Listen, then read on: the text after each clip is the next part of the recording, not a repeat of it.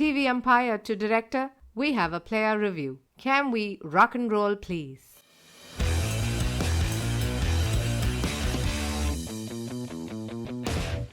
Hello, and welcome to the Bits and Pieces, the most friendliest cricket podcast on this side of the universe. This is Max, and we have a power-packed episode ready for you. Let me bring on our guests first.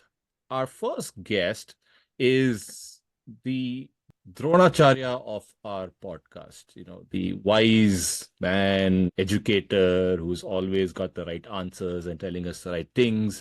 One very interesting anecdote that listeners don't know about him is that he was once, this is probably around 17 years ago, he was on a flight traveling from Bombay to Delhi or somewhere like that. And he was talking to this gentleman next to him. And he told him about this interesting format called T20 and, how cool it is. And India had just won a World Cup around that time, but still there wasn't much interest. And he kept telling them, what you should do is things like what we do back in Australia. We have franchises and, with Aussie rules, football and all of that. Little did he know that gentleman sitting next to him was one certain Lalit Modi. And that is where the seeds were sown for the greatest show on earth, the IPL. However, he never got credit for it. Probably Sushmita Sen has gotten more credit than this gentleman. And therefore, since that very day, he's been so bitter. And from Dronacharya, he's become into a Durvasa. And, he hates the IPL to its every core, but will watch every single game just so that he can express his displeasure about the game, its format. IPL has moved on since Lalit Modi and many other administrators, but the deep hate that was sown that day in that Kingfisher flight. Hard to go. Welcome, Krishnamurthy. I haven't heard so many lies packed into a 5-minute statement as you have managed to do so in that introduction. But thank you. Wonderful to be here, especially now that the cricket has recommenced. So we think. His compatriot, our resident quiz master, someone who will love to throw quiz questions, despite knowing that we're an utterly useless bunch of individuals who have no interest in any of his questions, but he will still keep asking questions and wait for an answer. He will, whether it's on the podcast or even on WhatsApp, he'll put a question. No one's going to answer. People just giving all sorts of rubbish answers, but this gentleman will pursue and persevere with it until he gets the correct answer, which he will eventually give us the correct answer. Tejasvi Udupa is on the pod, is it? Well, Tejasvi Udupa is more local. We're talking international. The international man of mystery, the runner with the 100 followers behind him. Yes. Oh, I forgot to tell our listeners. Every time he runs a 5K, everyone in Melbourne knows about it because a crowd of 100 women follows behind him. Here he is, most debonair, smashing person on our panel. Adi, welcome to the pod. Thanks, Mayur. Like I said, I'm still to find these mystical women on my runs. It tends to be quite lonely on most of my runs, with just an occasional kangaroo to give me company. True story. But yeah, that's pretty much it. But yeah, nice to be on the pod again. And then rounding up this tri-continental panel of ours, we have a representative from the HQ, from the BNP HQ. This gentleman also is very bitter with the IPL because his company lost the opportunity to be sponsors and they were outbid by their rivals. And therefore, he is also very pissed off. Welcome, Vikas, to the pod. Hi. Welcome to post-IPL era and glad to be back. We are here to do the IPL postmortem. We are here to talk about the season that was the greatest show on earth and what went wrong for the Mumbai Indians. No, before that. Why did LSG not make the playoffs? What went wrong with CSK this time? So is this going to be a will monologue? RR ever win a title? I mean, all these questions are going to be answered right now on this podcast. So basically, this is going to be a monologue, is what you're saying. Hey, no, Max, you first tell me this. So we had a Jayadrat, right? Sanju's Jayadrat, and therefore by extrapolation, Tony is Jayadrat. Hank is Dronacharya, right? There have to be more Mahabharata characters, no? We have Nakul and Sahadev in one. That is our Oh. great Adi. And Hey, then you who are was our beloved Nakul Shakiri Mama. was good looking. No, who was good looking? Nakul was good looking. Sahadev was the one with the horses. We have swapped the horses for the kangaroos, and we have Adi here. This pod will end with the intro itself, with all my three panelists quitting. Then we talk any more about the IPL. So let us talk about this other tournament that is coming up, the T20 World Cup. Apparently, some 20-something countries are playing. Apparently, they're all not owned by any city or franchise or conglomerate. It is a very weird time for cricket, trying to understand what these uncharted waters are, and therefore we have these three gentlemen to help us out. There is a World Cup. Apparently, it's happening in my backyard. We have seen the Indian cricket players walking around the streets of New York like on-site engineers who came on their first trip from Infosys. They've been walking around spotted at coffee shops, pizza places. So far, none of the Pakistani players have been spotted at any shisha places. Happy to report that. And let's talk about the teams and their chances in that case. Before Mo goes to the format, I'll just give a palate cleanser as a full toss to start off the T20 World Cup with a quiz question. So I'm going to give you a list of 11 players. Tell me what connects all of them. Right? You can stop me anywhere, right? I don't need to go through all 11. So I'll start. Rohit Sharma, Paul Sterling, David Warner, Angelo Matthews, Shakib Al Hasan, Mahmudullah, Mohammad Nabi. Yeah. They played the first T20 World Cup. End up playing this one. Wrong. Ravindra Jadeja, George Dockrell, Tim Saudi, Mohammad Amir. All over 35. All over 38. What, waist size or age? Tell no. Waist size. Yeah, I think having Angelo and Rohit there, waist size definitely comes into consideration. Oh, I got it. They've played all the editions of the T20 World Cup so far. That is only Rohit and Shakib. Only they have played all 8 editions. Yeah, only Rohit and Shakib. That I knew. Yeah, that's where Vikas was partly right, but it's not fully right. Paul Sterling and George Dockrell is what's throwing me off. Yeah. Like always, please give the answer as well. Oh, they're the only ones that played the initial that are still alive today. Oh, playing today. Alive. More, this sport is still played by young people. This is not golf or curling. Right. I think Vikas was there. Maybe he got 2011 wrong. So these were all the players who played in the 2010 T20 World Cup in the Caribbean. And are again playing in the Caribbean after 14 years. So, yeah. So that's the answer. All right. And Rohit and Shakib are the only ones who played all 8.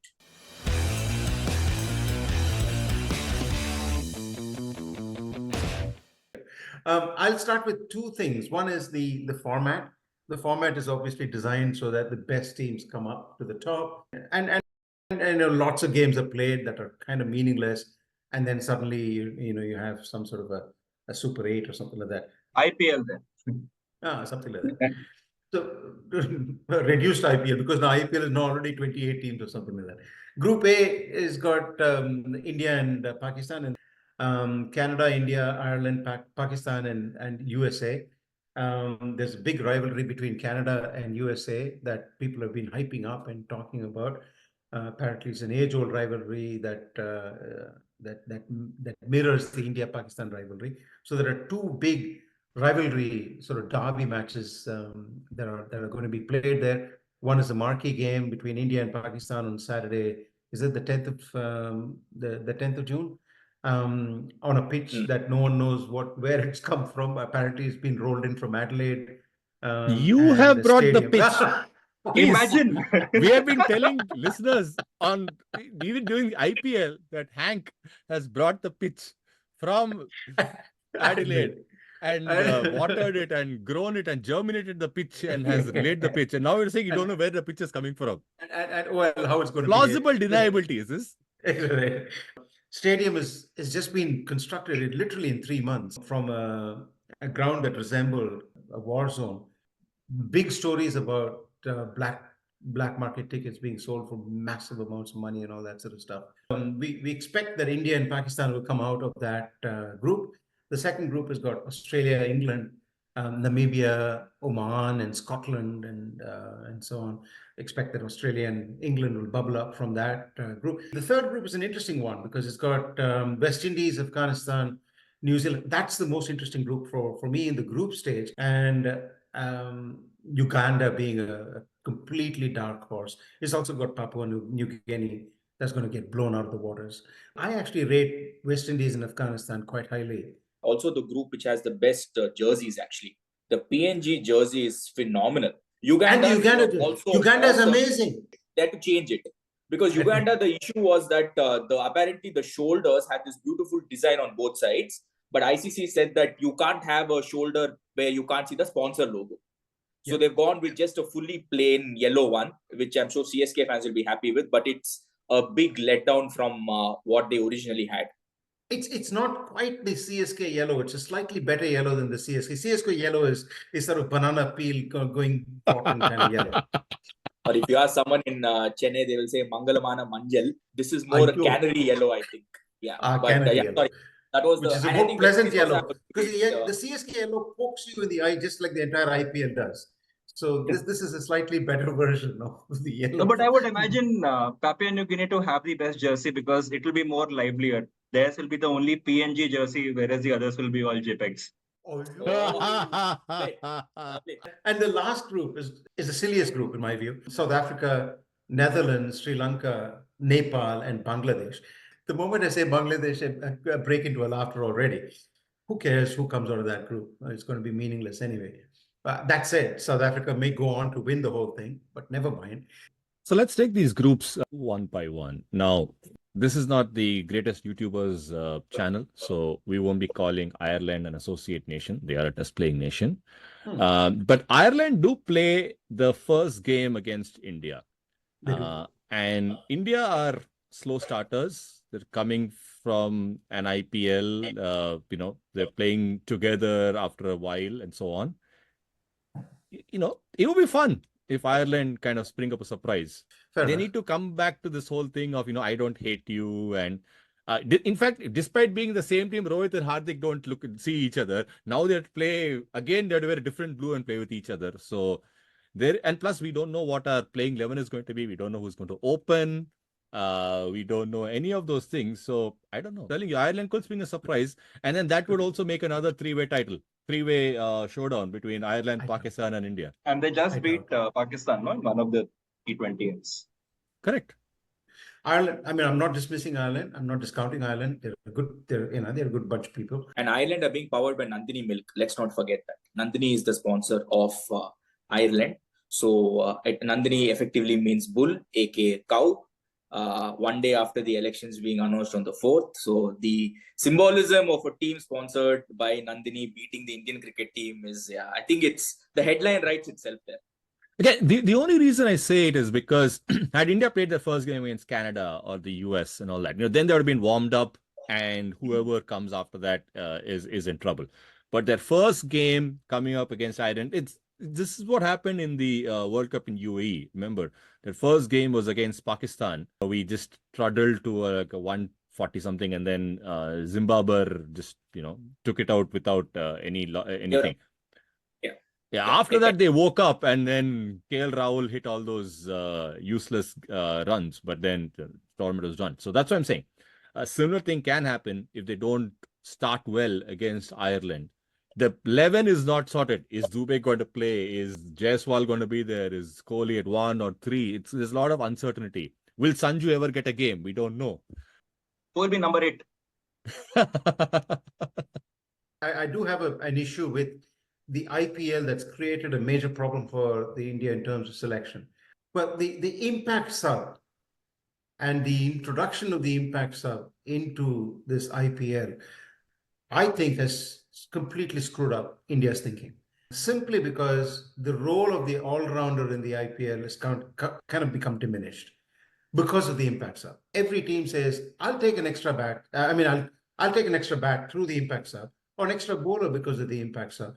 And that, dare I say, the three-dimensional player who can do all elements of the game, has kind of diminished in the IPL as a result of that. Not so true for all the other teams who've packed their teams with multi-utility player. And I think that's one of the reasons why we will really struggle.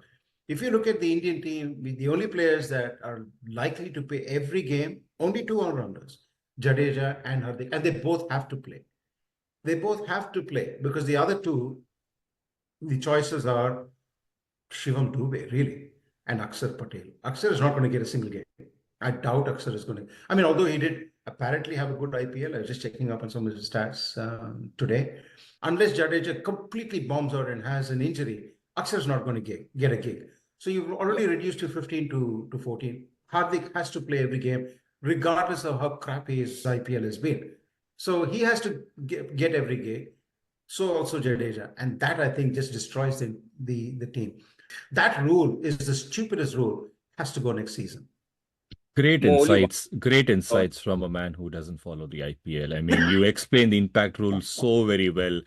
I mean, for someone who doesn't know what the IPL stands for. It's a stupid thing. You can stand on the outside and then look at the impact of that impact sub. You don't need to have a degree or a PhD to figure that out. But you have both. Plain obvious. You have both. You have a PhD. It's plain. It's plain obvious. But the people who embrace it start jumping up and down as if it's the greatest innovation in world since sliced bread. Anyway, that's my rant over. Again, that's what I'm saying. Even more chance that India and Ireland will be a spicy meatball. Vikas and Adi, I'm sure you guys will agree about India still fancying their chances coming out of that group. Staying with India for a moment, Max, I won't be so pessimistic. The wickets in Caribbean and the US are bound to spin, and India is the only team which is carrying 4 spinners. So I believe with Bumrah and 3 quality spinners in Kuldeep, Jadeja, and probably Akshar, I'll play actually both of them because both of them can bat. I think they have a fairly good chance. After the Lankan Premier League, the Caribbean Premier League is the league which has the most number of wickets taken by spinners. Yep. So apparently they take 40% of the wickets in the league, right? So I think our spin team looks phenomenal. And to Max's point on Pakistan, Imad Wasim and Amir were the top wicket takers in the last 2 editions of the CPL. Yes. Right. So Pakistan have a solid chance in the CPL. Again, as I say, past performance is not indicator of future. But I think Pakistan, have a good team. I mean, I wouldn't read much into how they performed in England, like completely different conditions. Yeah, Hank will do suicide now. We're talking of IPL. No. Now we're talking LPL and CPL. That's okay. But anything other than the IPL. So Imad Wasim, I think, will do really well. Shardul, I think, his time will come. He's a quality player. His time will come as an all-rounder. Aga Salman is another player that I think I think all three they're the 3 all-rounders. All 3 of them will need to play, in my view. If the Chachu is also an all-rounder. Aga Salman is not in the squad. He is. Really? Hank is. I think so. This is what 2023 ODI. No, because the spinners only are Abrar, Shadab, Imad, and if the bowls. They only have 3 spinners: Shadab, Imad, and Abrar. Okay.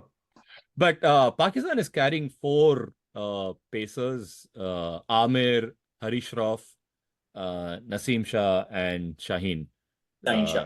Yep, that's probably their stronger bet than their spin. They also have the same problem with their batting. They don't know who's opening. Could be Babar and Rizwan and Fakar, No, I think Babar and Sam will open, no? I think that's signed and sealed. Although in the England game, in the second game, Sam wasn't there. So yeah, they have Sam Ayub, Babar Azam, Fakar Zaman, Mohammad Rizwan, Ifti, and then whether Azam or Rizwan will keep wickets is what we don't know. But overall, I mean, let's assume they go past the thing. You think Pakistan has a chance at the Final 4? My only worry with Pakistan is intent and batting, because I only see 2 players there, or probably 3 who are proper T20 standards. One is Sam, the second is Ifti, and probably third would be Azam if he plays. The others are all middling 120, 130 kind of batsmen. Fakhar can, when he has his day, he will take Pakistan home. But Babar and Rizwan won't be depending too much on them. I mean, the good thing going for them is that they have a lot of people who can bat. So they bat right through till Shaheen will be batting 9 or 10. So they have depth in their batting, but that intent thing early on in the power play is something which might let them.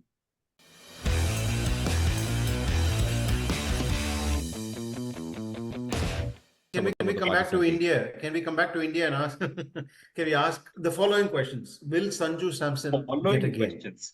Yeah. One. Will Sanju Samson get a game? He'll start. Yeah. I think he'll bat number 3. Robro Really? and I think Robro and Vico will open, and Samson will be number 3. Oh wow. I think so. Oh wow. Okay. So if you look at the Indian and Pakistan teams, right, for this thing, they both are very similar to each other. In where you have Babar and Virat opening, both of them fabulous players, but seem like they could be the make or break for their teams, depending on which facet of them shows up. And then you have a keeper, which in both teams, who is a very exciting player, but again may or may not play because the incumbent keeper has to play in Rizwan and Rishabh. And then when you come down to the all-rounders, you have a pretty good left-arm bowling all-rounder in Imad and Jadeja. And then 2 other hyped-up all-rounders who never perform in Shadab and Hardik.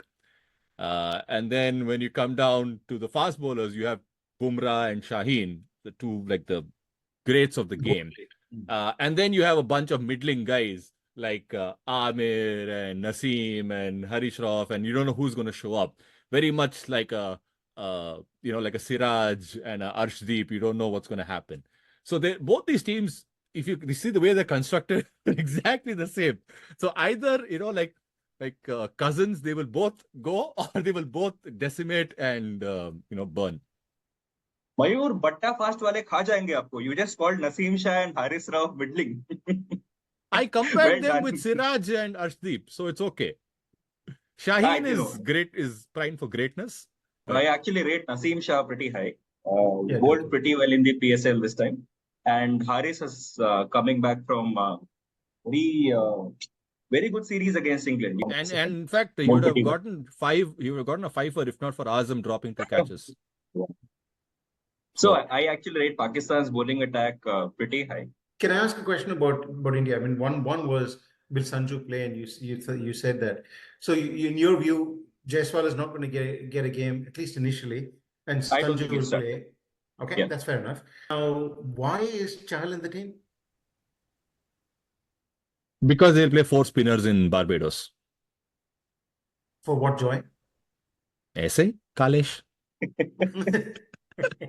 No, seriously. I mean, there's no way you need Kuldeep, unless, of course, Kuldeep has had a very bad IPL. I haven't followed what he's done. But unless he's had we don't know, right? very bad IPL.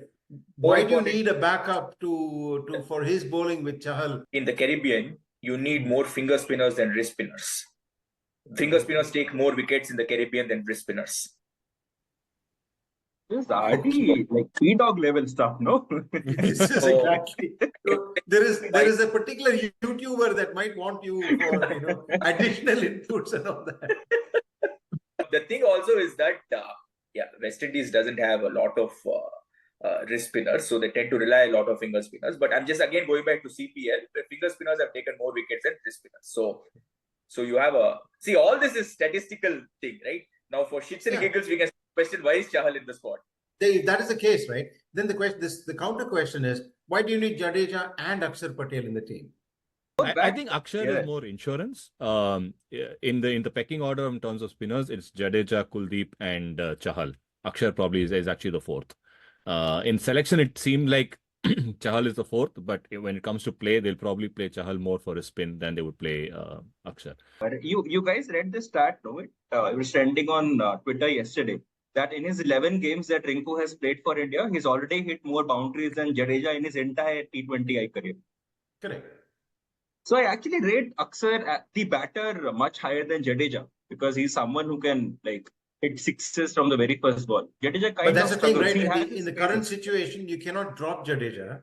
So what is Aksar doing in the team? There's no way you're going to drop Jadeja, right? Let me remind you, folks, Aksar was our number 4 batter in India versus Pakistan MCG game, which you attended, Hank. You were there.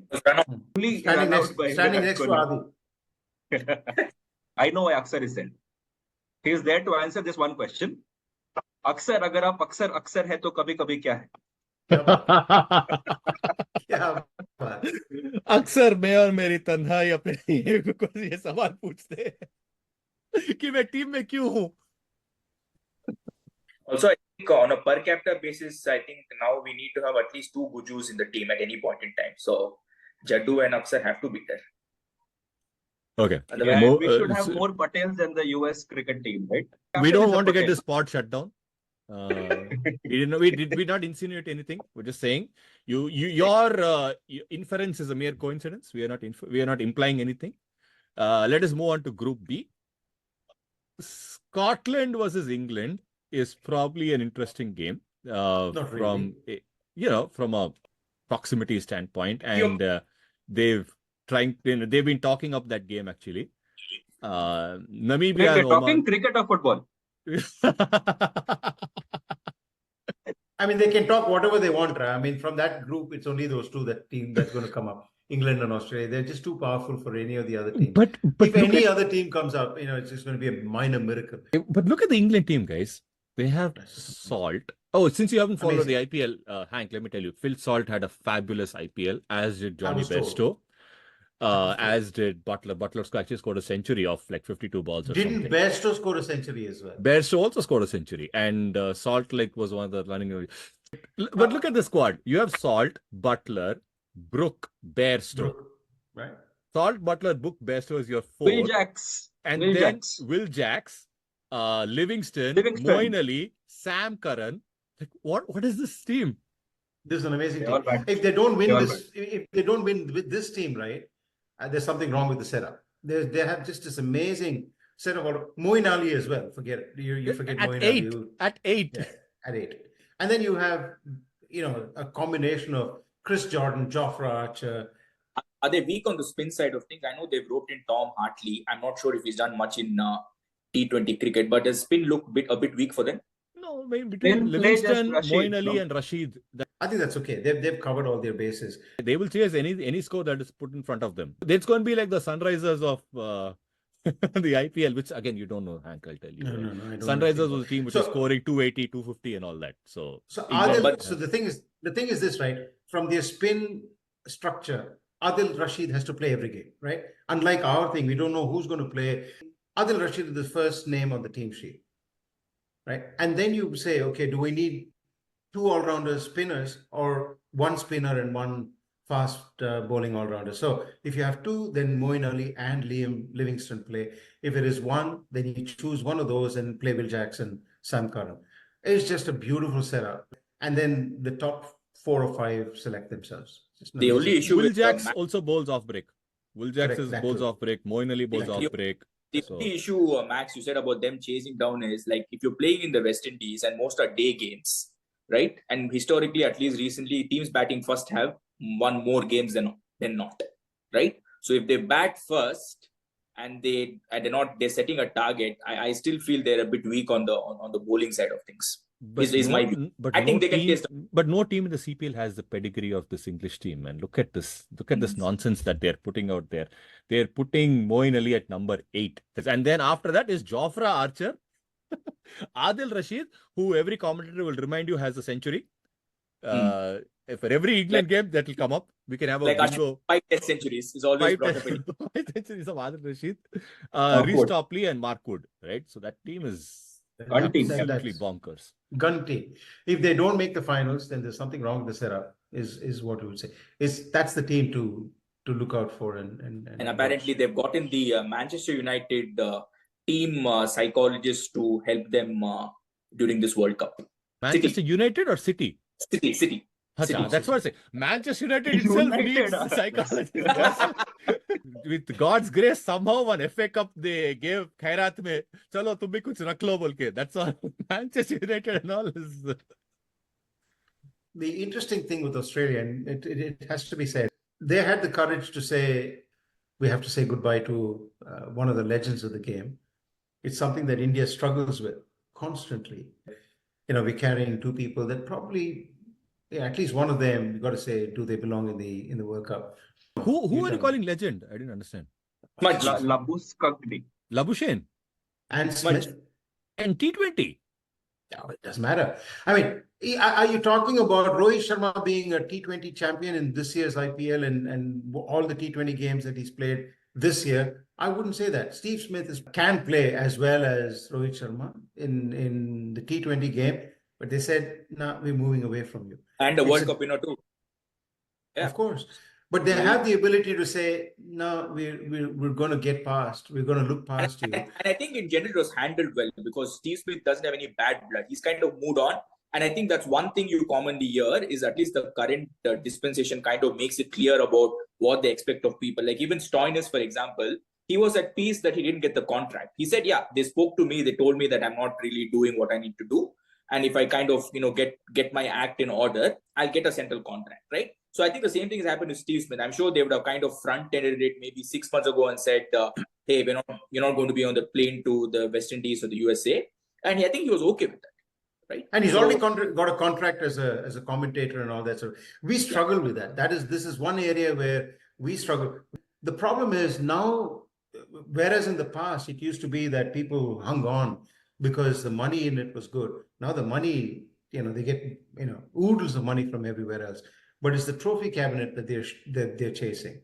And that becomes a perverse, individualistic kind of pursuit rather than a team pursuit. You don't look at it from a team perspective, but you say, oh, this person's trophy cabinet is pretty barren. Let's give them another gig. And now we have both Virat and Rohit going because their trophy cabinet is pretty barren. Dear listeners, don't worry. We will not tolerate this kangaroo tail washing here. They are unnecessarily sullying the greats, the real greats of the game, like Babar and Virat and so on, who actually are legitimate greats in the T20 and have legitimate records and centuries, comparing with guys like Steve Smith, who hasn't scored a run in T20 to save his life, and saying the big call. And big calls is when you drop Warner and Pat Cummins. Okay, don't talk nonsense to me. They're carrying Warner. Jake Fraser-McGurk is not getting a game. The most deserving person in the Australian squad is not getting a game. As that's a good call. True Australians, you should talk about that. Okay, fair call. Not throw mud across the ocean on this Indian small Indian country and say these people are breaking. You talk about the filth in your backyard. Fair call. The nation wants to know. Should Fraser-McGurk have FMCG have got a call? I think so. But let's come to a clean sidestep that our friend, honorable friend Mayur just demonstrated. I picked in my narrative on Rohit Sharma, and he went to the legend of Virat Kohli. He completely sidestepped my reference to Rohit Sharma and picked instead the great legend Virat Kohli. This is how you obfuscate the truth and separate out logic from what's being said. The comparison was not between Virat Kohli and Steve Smith. It was actually between Rohit Sharma and But Rohit is the captain. He was the captain that was declared 6 months before. Before the stadium was constructed, he was the captain. I understand. Who made him the captain? Powers at... I rest my case. So simply, that's exactly the point. Tough decisions were made, and one of them was Steve Smith being let go. Him and Stoinis, legends of the game, let go. Stoinis is there. Stoinis is there. Oh, Stoinis is there. Okay, episode 4 of the test. You were just watching a preview, dear listeners. There is not this much malice to attribute, or it's just gross incompetence. Okay. 6 months before even the stadium was built, before even the fixtures came out, it was declared by slip of the tongue that Rohit would be the captain. Now, because they have to save face, they unfortunately had to continue to keep him the captain. That is all. There is no trophy cabinet, empty, this, that nonsense here. By mistake, in one press conference, one fellow just said Rohit will be captain. And now because he doesn't want to look bad, the selectors have to now put up with that nonsense. Had Ajit Agarkar gotten the chance, only Virat Kohli would have made the thing. Shubman Gill would have opened along with question him. I want to ask. It would have One been quick fine. question I want to ask. Adi, please excuse me. The last T20I India played before the IPL, just before this World Cup, this one Indian gentleman scored a century. Rohit Sharma, 121. Yes. You are dropping a guy who scored a century in the previous match, Hank. You can't do that, no. 121. It was a double super over match. Yes. And he scored 36 of that 1 over with Rinku Singh, no? Who is the opposition, by the way? Afghanistan, who are rating very highly in the World Cup. Who we are rating very highly, who we think are going to make the Super 8s. I didn't rate them. I'd say that group is very interesting because it's got some very interesting teams there. And that's the only group that's interesting in my view. Australia, just a couple of things is Ashton Agar is back. He was dropped in the... For what, Joy? I wanted to ask that one question. I think he's going to open. He's going to open. Yeah, Ashton Agar and Zappa. Yeah. So what happened? I think they were looking at Tanvir Sangha, but I think he's injured again. He's had, unfortunately, the poor fellow's had a spate of injuries on and off, like Will Pukovsky. So he would have ideally made it, but because he's injured, Ashton Agar has got the nod. So it's going to be him and Zampa. From what I saw in that warm-up game against West Indies, they were absolutely carted. And also, shout out to the warm-up game highlight shown on the ICC channel. The commentary was EA Sports cricket commentary level quality. That bad it was. But anyway, so that was my only other point on Australia. Max, you had anything else on Australia? Adi, in that wait one second. In that game, only 9 Australians were available or something? Yeah. 9. So you had Bailey and McDonald and Hodge, all of them fielding and all that as well. Yeah. So Australia, again, you cannot count them out, but compared to the other team in that group, like the way, you look at England, it puts fear, injects fear into everyone. You have Warner, Head opening, Marsh comes in at 1 down. Marsh, if he's going to be fit also, we don't know. Will he lose the entire tournament? We don't know, which is why Pat Cummins is there. Pat Cummins is not there, is only there as an insurance captain because Marsh is going to break down. And then I don't think Wade is going to get a game. Josh Inglis might play. But I think between Maxwell, Stoinis and Green, I think only 2 can play. Zampa, and I think it's going to be a contest of the rigs, Mayur. So it will be Stoinis and Green then. If you're going by purely rig-based selection, then I think you'll be going with Green and Stoinis. Maxwell doesn't have a big rig. So, yeah. Shout out to our sponsor, Schlumberger, on this. Again, they still have Stark, Hazelwood and Cummins, the same 3 guys who play the Ashes, who play the BGT, who play the World Cup. And they don't, people talk about fast bowlers not, breaking down and workload. These 3 guys just keep going. They're just going and no surprises. In fact, with Green and Marsh, if Marsh also bowls, that is effectively their test bowling attack without Lyon. That's it. Right? So it's effectively that. So, yeah. I still have Zampa. Yeah, I still have a lot of question marks. I think, Australia just looks weak to me, at least on paper. And that's exactly how they want. That's exactly what they like to do, right? Be weak. No one's going to, and then somehow they'll slowly scrape through. One day, there'll be one Travis Head inning. There'll be one Mitchell Stark bowl. Afghanistan kind of innings. Maxwell finished his quota for the 2-year cycle. Yeah, he's done. But there will be one Stoinis inning somewhere, and somehow they will find themselves in the final 4.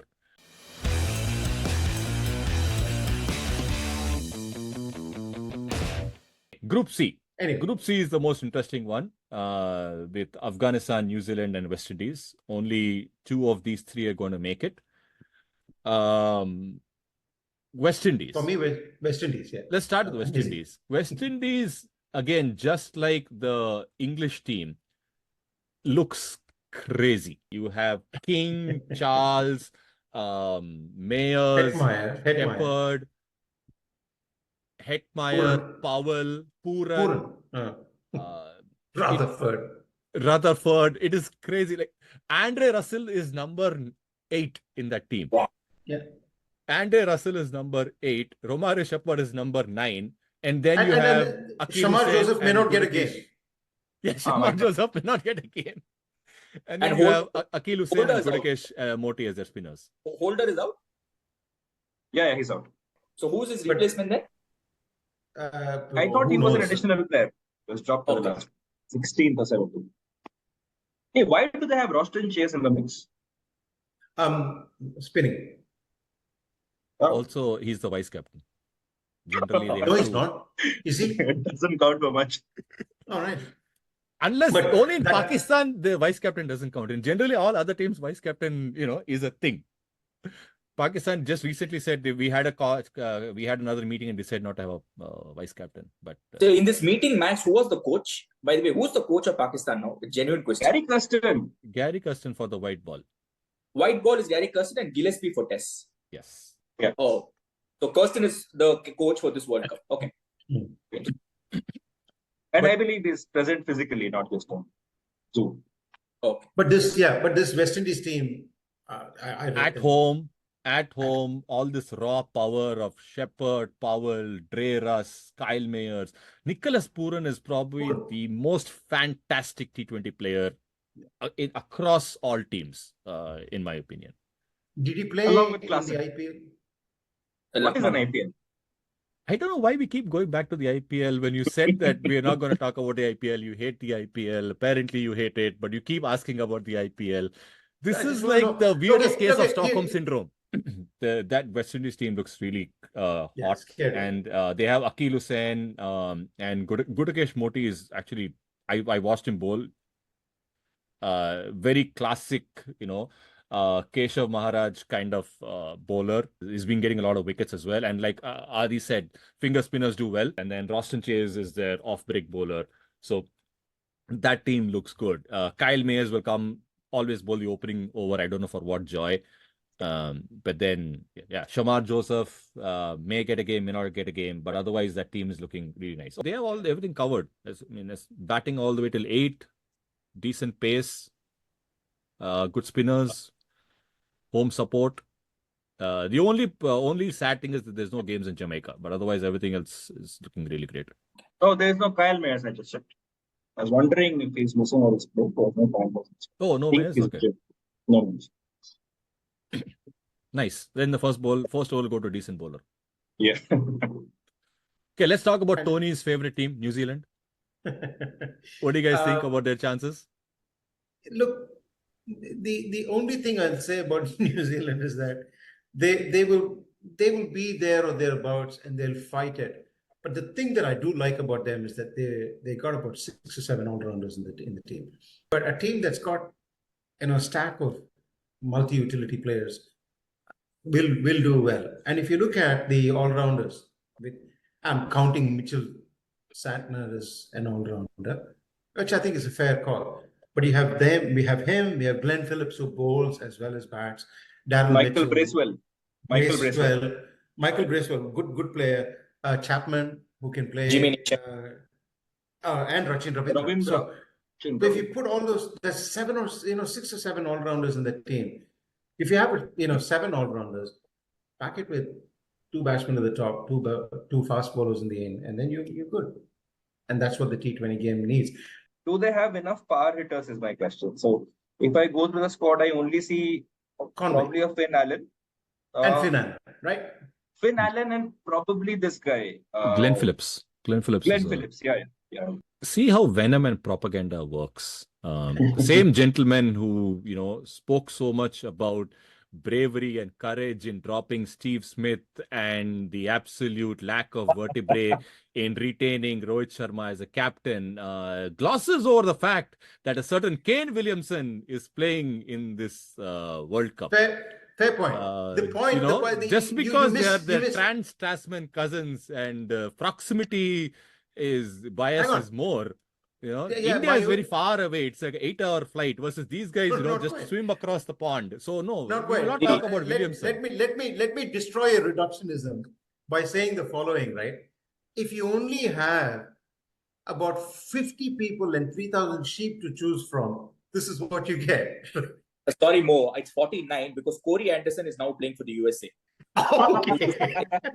So 49 people and 3 million sheep. Yeah, sorry.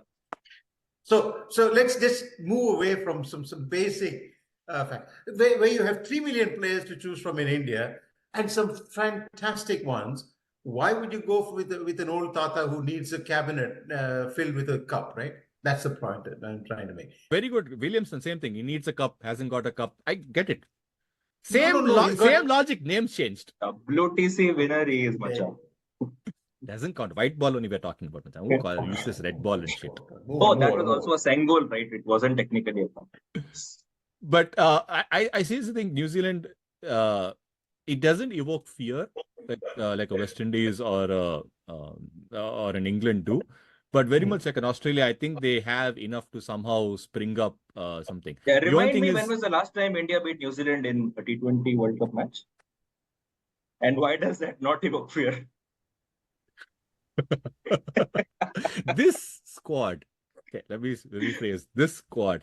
But I think they have a selection dilemma because they have a problem of plenty with their all-rounders, right? So that's where that between Bracewell, Mitchell, Phillips, Santner, Ravindra, Neesham, Chapman, that's a problem, right? Now, how do you pick? Because Bolt, Ferguson have to play. That's it. No, that's it. That's it. Conway has to play. Is your only So wicket you have keeper. two bowlers, Bolt and Ferguson. Williamson You have has to play. That's it. Three right? at the top. So that's And- 5. And then in between, picking the right is where the problem lies with, and we'll see what they show. Again, it could go either way. If they get that combination right in the first game, they will keep it through and they will go make a run. But if they're not, there'll be a lot of chop and change, and that's where the too many all-rounders. Like they have like 8 or 9 bowling options in their squad, which is what I think could probably be a problem. And similar thing with Afghanistan. Afghanistan. A similar thing with Afghanistan. This team, if you take Rashid Khan as a bat, as an all-rounder, that's a good team. Easily. In this format, that too, right? The 50-over World Cup, for 50-over format, you could say, okay, they're found. But in the T20 format, especially with almost half their team plays in franchise tournaments throughout the world, right? They've had experience in the CPL, Big Bash, 100, IPL, everywhere they play. And so is interesting Rashid to see. Khan, Nabi, Neb, and Gurbaz. Gurbaz will play every game. They're just solid pedigree. And then you have Naveen ul Haq and Mujibur Rahman, let's say. And then, Mujibur Rahman. Noor Ahmad. 1971. Noor Ahmad, sorry. Noor Ahmad. Yeah. Noor Ahmad and Yeah, they have Gulbadin variety Naib in in their the bowling. warm-up game smashed like some 61 in 32 balls or something like that. So Against he who? has had a crazy turnaround. If you look, if the 2019 World Cup, he was a bowler in that 50-over World Cup in 2019, and now he has completely done a 180 and become this. That team is looking pretty good. Is it good enough to spring a surprise against New Zealand? It's hard to tell. Because think West they might. Indies, I think, is way too stronger than both these teams.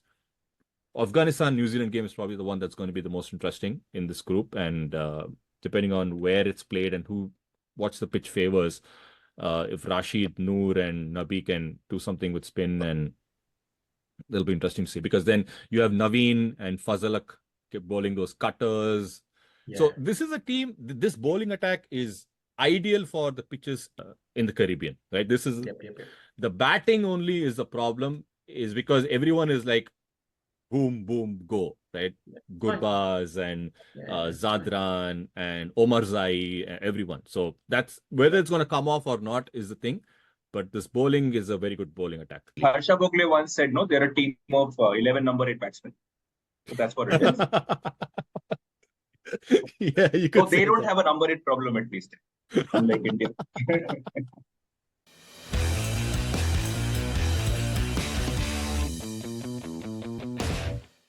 Max, before we go to the next group, can we just have a palate cleanser of a question just for Please. Go for it. Of course. So, who failed a fitness test on the eve of the 2007 T20 World Cup final, and who replaced him?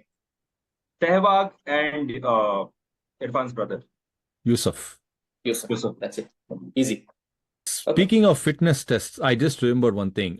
Since we are still in that same group, our buddy Hetmeyer doesn't have to worry about missing a flight. Yeah. because he's only a seaplane away from the next venue. So he doesn't have to worry about missing flights and missing yet another World Cup. So that'll be a good relief for them. Group D. This is, I don't know, Hank dismissed this as a boring group, but Yes, a boring group. this has a box office game, guys. The Nagin Derby. Nagin Derby. And I mean, India, Pakistan, again, look, the Shadab and Virat, they love each other. They make reels. The homoeroticism is kind of everywhere. It's like our WhatsApp group. Yeah.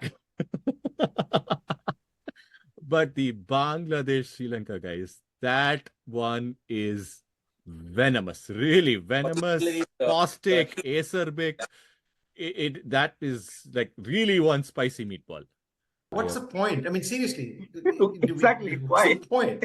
Why? Do you know who the captain of Bangladesh is? Who cares? Najmul Do they Hasan know?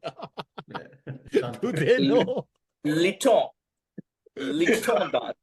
Liton is their only keeper in the squad. Shanto is the captain. And then they have this guy, No, Tawhid Mushfiq, Hriday. yeah? Tawhid Mushfiq. Hriday, he was doing well. No, they moved past Mushfiq. Wow. Yeah. No, Mushfiq. Shakib, like that was a quiz question. No, Shakib is the only one who's there from the. You have to pay attention, man. I'm giving sorry, call sir. back to the quiz questions also. See, but Shakib also, man. Like I watched the games against US that they lost, the 2 games that they lost.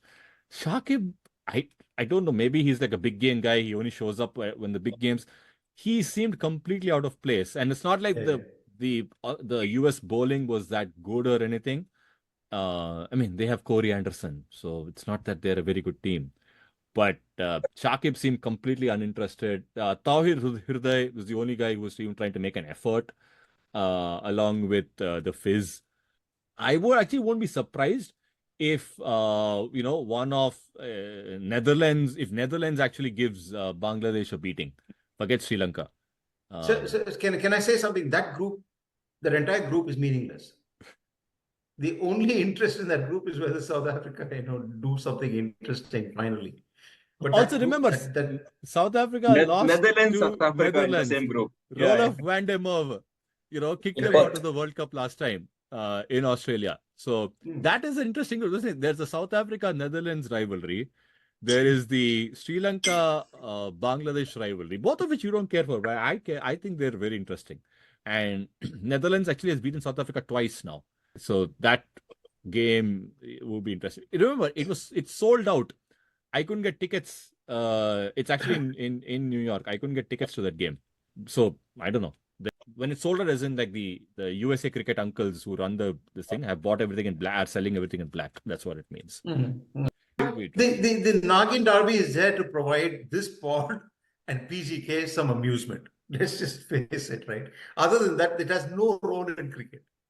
But they would be really hot because just now there was a Sri Lanka-Bangladesh series, and Sri Lanka beat Bangladesh. It was in Bangladesh, beat them completely, and then showed up in training jerseys, saying this was like a training session for us. This didn't seem like an international contest. So Bangladesh will be carrying a lot of those wounds into this game, and I don't know if that's enough to rile up Shakib, because if Shakib shows up, that one guy is enough to. He can Jairat that entire group. Shakib can do it. Fizz is there. Shakib is there. But the rest is not there, unfortunately. And I'm looking forward to them now for all international matches. There's a countdown clock which is going to be there, showing whether teams are ahead or not of the run rate. So I'm hoping that there's going to be an Angelo Matthews situation where they can actually point to the clock on the screen and say, hey, "You're late." Yeah, you're late, Angelo Matthews. And because I think Bangladesh doing the ODI series, they were doing the watch thing as well. So, but Sri Lanka. Wanindu Asaranga, having missed the IPL, he's fresh, and he's the captain. Angelo Matthews is in the team. DDS is in the team, as is Shanaka, right? So 3 former captains are there, and Wanindu Asaranga is the captain for this one. Again, interesting team like Mendes, Nisanka, Hasaranga, Samara Vikrama, and then a bunch of all-rounders in DDS, Matthews and Shanaka and all that. Again, I don't see them going too far. Maybe they'll beat the Bangladesh and still make it to the Super 8s or whatever they're calling them. Yeah, not looking much from even from a bowling standpoint, right? Chamira, I mean, they have the two CSK understudies in Patirana and Tikshana, but I think that's where there is. Also, they're also carrying... one question that I must ask at this point in time is the following. Is the Mario table required right now, or shall we wait for the Super 8s?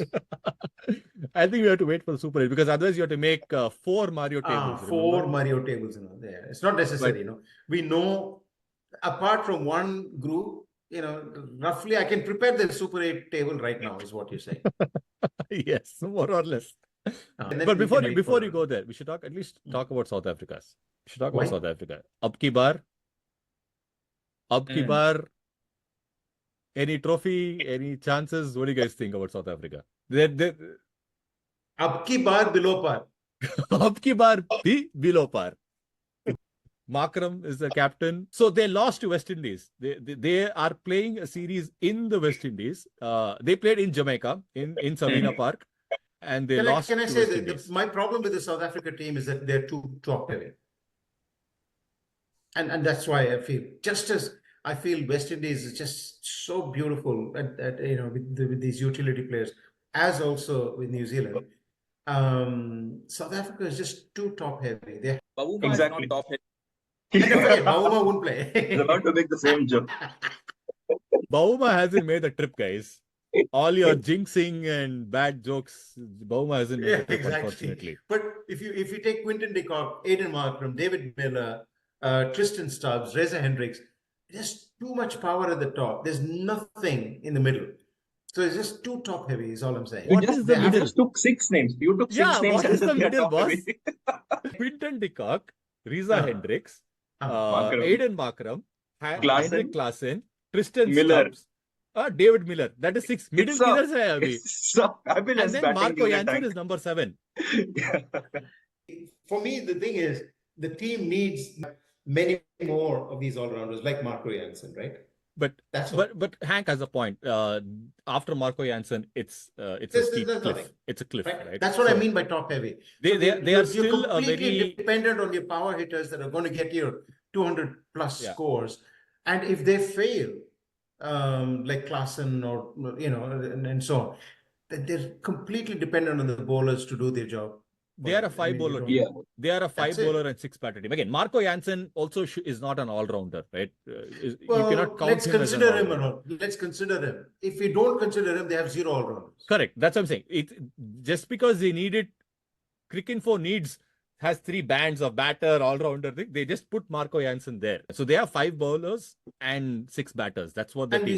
That's how they showed up in the 50-over World Cup as well. In the 50-over World Cup, they showed up in India the same way. While it works for the 50-over format and the test format, where you need these specialists, doesn't quite work out for the shorter format of the game, where you need the middle to be really strong. But kudos to them. And again, you will not mention it, but they took a brave, courageous call. They dropped Bavuma and brought in the youthful Tristan Stubbs, right? So Tristan Stubbs because otherwise this is the exact same team that played the 50-over World Cup. It's exact same team. Norcake, Rabada, Maharaj, Kodze. This is the same team. Nothing has changed. The only thing that has changed is Stubbs comes in for Bavuma. But that was a brave call, right? Legend of the T20 game. Dropped. How are they managing their quota then? Because the batsmen are all Afrikaans only. I think it's just the bowlers, right? Kahiso, Maharaj, and I think what's his name? That left arm spinner. Shamsi. Yeah, so they make up the quota with him. Yeah. Lungi Ngidi is a travelling reserve. He's not playing, but he's a travelling reserve. By the way, in terms of reserves, is Rinku Singh a reserve for India? Yeah. Rinku and Gill are reserves. Gill, Rinku, Avesh Khan. And that Delhi left-arm pacer. Khalil Ahmed. Similarly, so FMCG each team is allowed 3 or 4 reserves. A reserve in Australia and all that. Yep. Visas take time, so might as well carry it. So South Africa, no one's giving them much. They'll make the final 8s, but they'll make the Super 8s, but not the final 4. Okay, so before you go ahead, okay, now we've all kind of picked who's going to the Super 8s, but okay, final 4. What are your final 4s? Hank, we'll start with you. No, there are some combinations, right? Like 2, 3 of these teams cannot go through together. The final four, I would think England, West Indies would be my two of them. I'd like to see India and South Africa there. South Africa, after just telling that they have nothing. So hang on. So yeah, I would like to see. So definitely England and West Indies. South Africa won nothing at all. So You right? just said ab ki baar subpar. You just said the team has only five bowlers and 6 100%. batters. But, And now you but want that to doesn't put them in the mean top 4. that doesn't ahead mean of everyone emotionally else. you would want them to have a crack at it. I definitely think that West Indies, England are my top two. I would hate for Australia to get there simply because they've just won so many, but you cannot ever discount Australia. So all this reverse jinx instead of not Australia, required, man. Don't put all this reverse jinx and all. I'll tell. See, nicely I'll tell. India, Australia, England, West Indies. Done. See, I'm not putting any reverse jinx, nothing. South Africa, you'll try to hype South Africa, but piche se backdoor mein se you will bring Australia in and all this. All your countrymen ke liye, you will do all this reverse jinx. Too much, man. Adi, at least you be decent and tell something properly. West Indies, England, India, New Zealand. See, favoring the trans-Tasmanian cousins. The area, yeah. Because final roll of the dice. West Indies, India, England, and South Africa. Oh, so Hank and is Vikas. South Africa an emotional decision for you, or No. I genuinely believe they have very good batsmen and very good bowlers, and that all-rounder thing they can get away with just because of pure quality in their batsmanship. Good luck if they do it just from that. Good luck to them. I'm just putting them there for emotional reasons. Simply that they haven't won anything. We haven't won anything since 2013 also. We are also a good okay. team. Yeah, India also is a good team. India also has not won anything. No sympathy for also that. is a good team. Yeah. We're a good team. How we became a good team? This team is good. Max, a word on as a resident US correspondent, a word on the venues in the US, please. And also, why does Dallas have 7,000? And where I'm coming from is, my understanding of US sports is that the stadiums are massive. Like college football and stuff, they have like ginormous stadiums. Why haven't we been able to get a big enough stadium in Dallas? And why does it only seat 7,000 people? The ground is a standard size ground. But so, okay, hold on. Now, let's see how long you have for my monologue and how much makes it to the edit. Okay, let's go. So, first of all, you have to understand that a lot of these grounds there's only one proper cricket ground that is in Florida, right? Fort Lauderdale that has hosted games for a while and all that. And last year with the MLC, they opened up one in Texas, one in Dallas, and one more somewhere in the thing. The Dallas one also was a decent one. What has happened since then is now because of this accelerated bid and all of that, they've tried to say we need grounds. First of all, when cricket is being played, it's played semi-professionally, or no, not even amateurly. Okay, that's because it's the leagues that we are playing in, and the grounds are there, as in they're mostly reclaimed driving ranges in golf courses. What in most places it is, and you just put a pitch in between, or it's soccer fields with a pitch in between. So then for our level, it's okay because no one ever comes, right? People just bring their chairs and family or whatever will sit and watch the game. So there's never any structure or anything because no one's going to come and watch a bunch of expats play. Now, when you're trying to put something together, and that's why the Nassau ground, right? Some of my friends were telling me that the league that they play in New York, they don't have their playoffs in that ground because and they've chosen that to make an international venue and the most hype up venue and so on. Because again, location and anything else more than the playability or the type of ground. And now you add the fact that you have to, in a rush, you have to go and build scaffolding and put these structures and all of that. So bamboo scaffolding. Yeah, it's not going to happen. It's never going to be there. The thing that, forget the crowds, right? Okay, 7,000 people only can sit or 10,000 people can sit. That's fine. the thing that irks me even more is the timing of the games. Right? You're holding a World Cup. The whole point of putting having the US be part of the World Cup, even though US is not a major cricket, is to popularize the game or any of those noble reasons, if you may. In that case, why are the games starting at 10:30 in the morning? Right? 10:30 in the morning, why are you starting any game? Like even baseball, which will start probably at like 2 in the afternoon or something like that. NFL or NBA always start in the evening. So why are you starting a game at 10 o'clock in the morning? And then you're saying you want to popularize the game, you want more. Who's going to come watch the game? Like, the only people who will come watch the game are expats and stuff like that. They're going on Good Morning America and Sports Center and trying to, get these ex-cricketers to talk about the game and so on, which is fine. But then the moment I tell someone at work, because I was trying to go to the South Africa Sri Lanka game, and I was telling people at work I need to block my calendar because I'm flying to New York to watch a game. Say, oh, there's a World Cup happening. No one knows. And when I told them what time the game is, I said, no, I'll be back. They thought I'm going to be away. I said, no, I'll take the morning flight. I'll take the evening flight and come back. I said, when is the game? Oh, it's at 10 in the morning. People start laughing at me.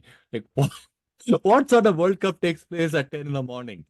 And that's the portion that gets my goat the most, right? The MLC, even though Hank doesn't like franchise cricket, is actually run much better, right? The games are in the evening.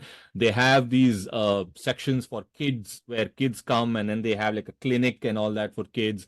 They want to popularize the game. They have kind of between breaks, they have things where they'll throw balls into the crowd and have people come out and hit the balls and get a feel of how the game is. They are doing a much better job of really introducing the game to a non-cricketing audience. And I've had people in Dallas and Florida who've taken their colleagues and all that as an office outing and who've gotten interested in the game and so on. And that is actually doing true service to the game rather than this nonsense where you create a makeshift stadium, block all the roads, call it New York, where it's technically not even New York. New York is a state. So therefore, you can call it New York, and it's also a city. That under that, they're trying to say we're having none of this makes sense. Shambolic and thing. also it's wasted because 2028 LA Olympics has T20 as one of the events, right? So this would have been a perfect kind of launch pad to kind of get the interest. Yeah, and say, get the. If you like this, in 4 years' time, you guys can actually see the same thing again in an Olympic sport, right? So basically, to try and make people look like it's not a frivolous sport, it actually is a very nice sport, and it's going to be the Olympics, but they've pretty much blown it. Yeah, so it's absolutely horrible. So forget the grounds. I mean, the grounds are what you get. It's fine. We played in worse grounds, but then.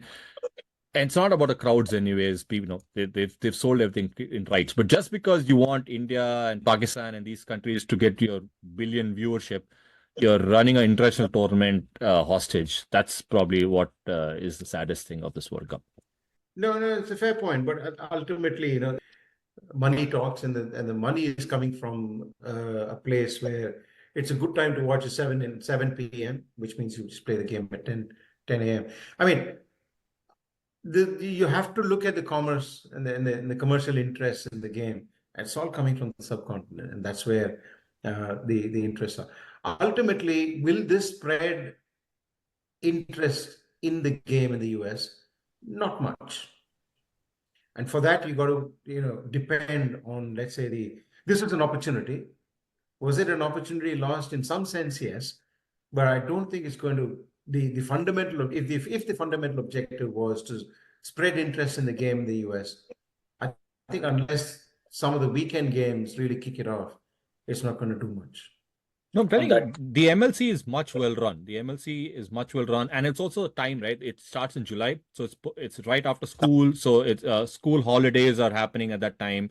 It's summer vacation. There's tons of kids but coming the to school watch holidays games. Start mid-June, right? Yeah, mid-June. So that's why the MLC is in July. Right. But this tournament will sort of go into that holiday. But again, it's 10 in the morning. Like, your parents can't take you to the game. Yeah, fair enough. That's the thing. I mean, you can watch it on ESPN, I guess. That's the only thing. But yeah.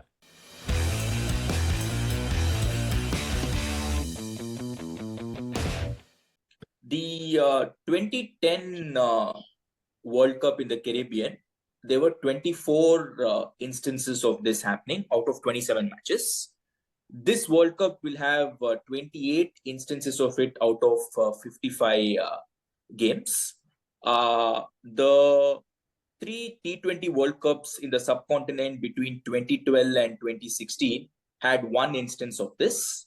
The one in Australia, which was the last edition, had 6 of these.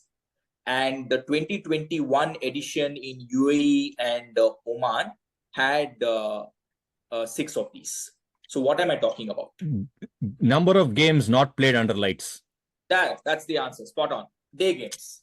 Yes. Good answer, Max. Well done. Well done. Can you make it a bit more complex, please, Adi? I mean, this is I thought it was a good pretty segue weak given so far. Pretty piss weak. Yeah. Okay. So next one. So complete the list. Roloff van der Merwe, Dirk Nannes, David Weiss, and Mark Chapman. Who's the fifth? Or who will be the fifth? That's a clue. Corey Anderson. Yes. And what's the connection Dual for the international. listeners? Dual International. Dual For T20. So now the question is, okay, now I'll ask you the tougher question. Tell me the 2 countries all these 5 have played for. We'll start with Corey Anderson, the easy one. US and New Zealand. Yeah. Mark Chapman? Hong Kong and New Zealand. New Zealand. Yeah, good answer. Yeah. David Weiss? Namibia and South Africa. South Africa. Dirk Nannes? Netherlands and Australia. Australia. And Van der Tim Merwe? David. Boss, Tim David, you forgot. Singapore. And Australia. But World Singapore Cup, have World played Cup. international They did. at the World. No, World Cup though. The question is specific to the World Cup. Oh, World Cup. Singapore okay. not played the World Cup. Van der Merwe is Yeah. Netherlands and South Africa. South Africa. Yeah, that's right. Cool. So I said it's. I mean, it's come gonna on, be you got to get it a bit tougher than this. Okay, Nadi. so I mean, this will probably be the. I won't say it's hard, but it's probably going to be a bit left off center. So, so Uganda is playing their first T20 World Cup, but Uganda has had a connection to the World Cup previously, right? Tell me how. I think this Uganda-born player played for Kenya, I guess. Canada. No, not Canada. In fact, there were 2 Uganda players themselves who played. Yeah. Have played in the World Cup previously, but you have to tell me how. Yeah, not for Kenya. Yeah. And I'll give you a clue. I've just said World Cup. So yeah, you can make your deductions from that. Oh, for the Netherlands or something? Oh, could be one of these nations like Oman, etc. No, not that. No. I'll repeat. It was connected to Uganda. So it's not like, they were born in Uganda and played for another country. So it was kind of, allied to where they come from. Again, that's one more clue again. And again, repeat, I'm just saying World Cup, right? So I'm just saying World Cup. Yeah. And you might have to stretch your timeline from to a few decades back, which is like the biggest. Oh, East Africa. East Africa, right? So you had 2 Ugandan players who played for East Africa in 75. Right? Names are not relevant, but that's the Uganda connection to World Cup. That was 50 over World Cup. Nice. So since then, the first time Uganda is actually. No, it was 60 overs then. 60 overs, yeah, but 60 overs, correct. 60 overs, 75, correct. The Prudential. Famously, the only team India beat in the first couple of World Cups. Correct. Fair Correct. enough. Yeah. The Uganda team has a Ronak Patel, a Bilal Hassan, a Dinesh Nakarni, and Alpesh Ramjani. Now, nice. Now name the Canadian team members. Yeah, I have one. So one of the teams in Group C is Papua New Guinea. You have to tell me who was the first Papua New Guinea born player to play international cricket.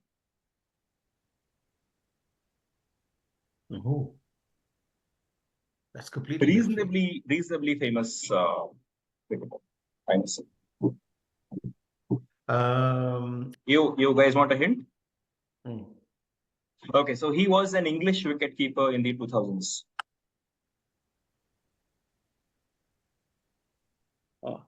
No, Jaren Jones. Yes, that's right.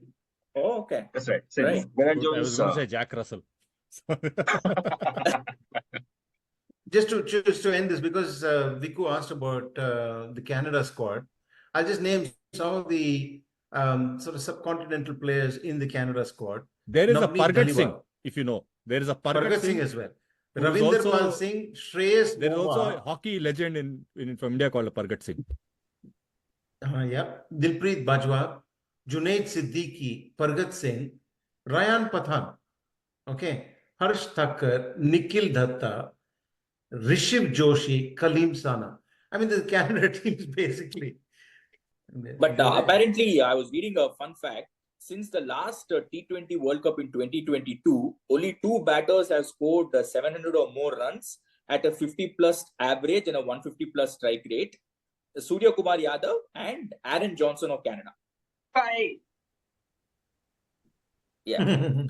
I was shocked to read that fact. And apparently, Shocked for Sky, is it? is not shocked about Aaron Johnson. No. And apparently, this guy Saad is the only bowler to have bowled 4 maidens in a T20 international. In saying that, he achieved that against Panama, but still 4402. There you go. There you go. On Wonderful. that note, this is Bits and Pieces podcast. We, as you can tell, we have shed the hangover of the IPL and are eagerly waiting for this tournament called the World Cup T20, which is going to happen in the US and the Caribbean islands. We've picked our top 4, which means all of us will be wrong. We will come back at the end of the tournament and see which of us got close. There's a chance that all of our choices could be wrong. That'll probably be the best tournament if that happens, because it's always fun when your favorites don't make it through. So we'll find out. Just to say this, that our next podcast will probably be immediately after the India-Pakistan game, by which time India would have played Ireland and the Pakistan game. So, yeah. And we'll know if India is making the Super 8s or not, and if India gets past Ireland or not. Like, I am hoping it doesn't. We'll find out. Keep listening. Follow us on X. Leave us some feedback. You can watch us on Spotify. Adi is there, so I'm sure a lot of people will be watching. People, all the people who've been wondering about this sexy voice can also see the face of the sexy gentleman. So yeah, it's on YouTube, it's on Spotify. Leave us your comments. Please keep them decent, as long as they're concerned with Adi. If you have nice things to say about Hank, myself, or Vikas, please go ahead. No, they wouldn't. We'll be back with our next episode, like Hank said, right after the India-Pakistan game. And we'll see you then. Thank you. Bye. Bye.